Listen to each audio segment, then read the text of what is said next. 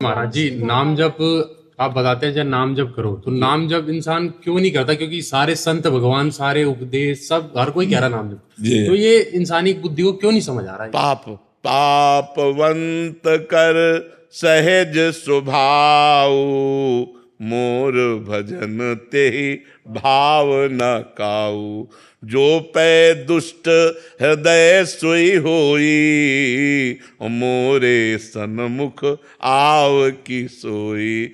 निर्मल मन जन सो मोहि पावा, मोहि कपट छल छिद्र। अब यहाँ बिना कपट के चल ही रही है, कपट छल दोष नाना प्रकार के पापाचरण, तो भगवान में कैसे मन लगे? यदि हम जबरदस्ती नाम जप करें तो हम निष्पाप हो जाएं, फिर हमारा मन आनंदित होकर भगवान में लग जाए। सबसे कठिन काम संसार में भगवान का भजन करना है, नाम जप करना है। यदि भगवान का नाम जप होने लगे तो आनंद आ जाए भाई, पाप नष्ट हो जाए, दुख नष्ट हो गए। पाप का फल ही तो दुख है, पाप नष्ट हुए कि दुख नष्ट हुए, जीव परमानंद में डूब गया। नाम में बाबा जी ताकत तो बहुत है, क्योंकि मैं पढ़ता था, मेरे साथ एक मित्र थे, वो पहले मित्र नहीं थे, वो मेरे को देख के उन्होंने कहा तुम प्रसन्न बड़े रहते हो। मैं कहा हाँ बस कृपा है। मैंने ये नहीं बताया क्योंकि वो पहले मुझे पता था कि सिगरेट दारू सब थे। तो उन्होंने मेरे से एक दिन खुल के बताया ऐसे ऐसे मेरे घर में थोड़ा ठीक नहीं रहा था, मेरा कभी कभार मन करता मैं प्राण त्याग दूं। मैं कहा फिर मैं कहा यार ऐसे क्यों कह रहे हो आप? मैंने आपको बताया, मैं कहा ऐसे ऐसे हमारे महाराज जी हैं, आप 20 दिन सुनो लगातार और खाली नाम जप करना है 24 मिनट, जैसे आपने बताया एकांतिक सुनता मैंने बताया। भगवान के नाम में इतनी सामर्थ्य है कि वो भगवान को भी अधीन कर लेता है। भगवान देखो, सुमिर पवन सुत पावन नामू, अपने बस करी राखे। भगवान जिसके अधीन हो गए, सोचो नाम में इतनी सामर्थ्य है कि नाम ही को अधीन कर लिया। पर हम इतना अपनी भावना से बताते हैं कि जैसे हमारे पाप 500 ग्राम है और नाम अभी 50 ग्राम हुआ है, तो प्रभाव नहीं समझ में आएगा। जब 550 नाम पहुंचे तब चमत्कार समझ में आएगा। तो लोगों के पाप तो हैं 1 किलो और नाम है 2 ग्राम और वो चाहते हैं कि मतलब तो अभी मेहनत करनी पड़ेगी। सातु दीर्घकाल निरंतर सत्कार सेवितो दृढ़ भूमि, पातंजल जी कह रहे सा तू दीर्घकाल, वह जो नाम है वो दीर्घकाल निरंतर आदर के साथ जपा जाए तो दृढ़ भूमि, फिर पक्का हो जाएगा। खूब नाम जप करने का अभ्यास करे। इसीलिए यज्ञ भाग्य वर्तते नाम तुभ्यम, मन साग्रे नहीं कहा, जीव भाग्य, क्योंकि मन से जप करना बहुत कठिन है। तो जीव से जप करो, राधा राधा राधा राधा राधा राधा राधा।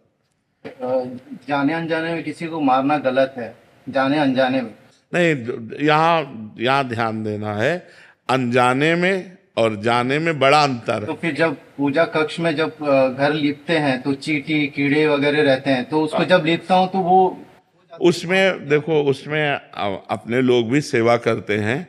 हम पहले फूल झाड़ू से झाड़ते हैं, फिर पोछा लगाते समय बहुत ध्यान देते हैं कि कोई जीव हमारे पोछा में दब ना जाए।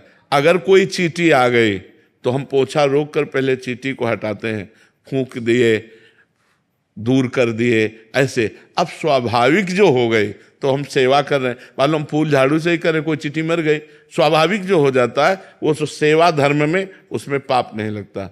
स्वाभाविक सेवा धर्म में पाप नहीं लगता। जानबूझकर हम किसी को नहीं मारेंगे।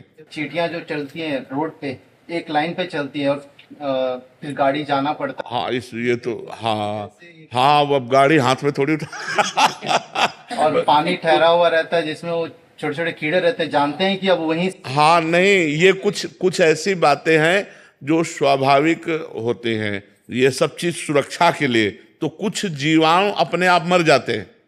तो अब ये फिर देखो, सृष्टि का पालन और सृष्टि का रचना और सृष्टि का संहार तीनों समान लिखे हुए हैं।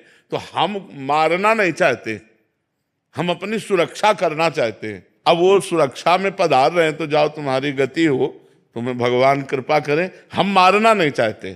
तो कुछ ऐसी क्रियाएं हैं जिनमें स्वाभाविक पाप बन जाते हैं।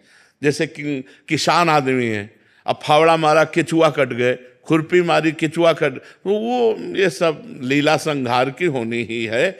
अब कहाँ तक बचा के चले? सही पूछो तो ये जो श्वास प्रश्वास हो रही ना, इसमें भी जीवाणु है, ये जो श्वास प्रश्वास, इसमें कोई कण ऐसा नहीं जो जीव ना हो।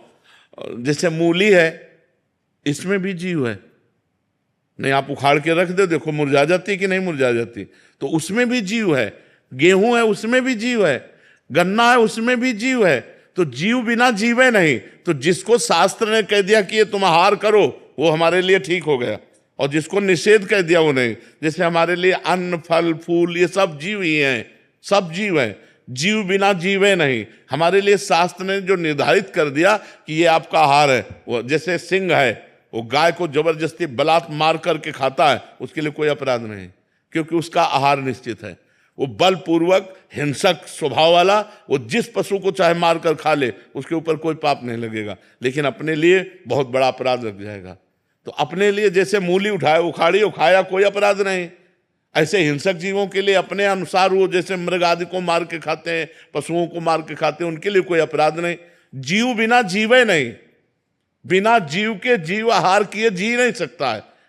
ये जो अन्नादि है ना, ये सब जीव हैं, इनके बिना जीवन के। अब देखो, एक गेहूं का पेड़ उखाड़ के रख दो, देखो मुरझा जाएगा, और लगा है तो हरा भरा है, मतलब उसमें भी चेतना है। तो इसलिए हमें बहुत गंभीर रहना है, जानबूझकर किसी जीव को मारना नहीं, लेकिन अपनी सफाई के लिए, अपनी सुरक्षा के लिए ऐसा कुछ करने पर अगर ऐसा होता है तो भगवान जाने, अपने कोई जीव को मारने का उपाय नहीं करते। स्वाभाविक गाड़ी जा रही है, बात सही है, वो चींटियां लाइन की लाइन है, अब वो 4 पहिया की गाड़ी क्या करे, हाथ में थोड़ी उठा ले, साइकिल है तो उठा के कोशिश भी करे कि निकाल ले, और कोशिश क्या करे, 7-7 लाइनें होती है, 1 लाइन, 2 लाइन, 3 लाइन, 4 लाइन, अब कैसे करे, वो तो मतलब हो ही जाता है। तो ये विनाश लीला भी भगवान की, रचना लीला भी भगवान की, और पालन लीला भी भगवान की।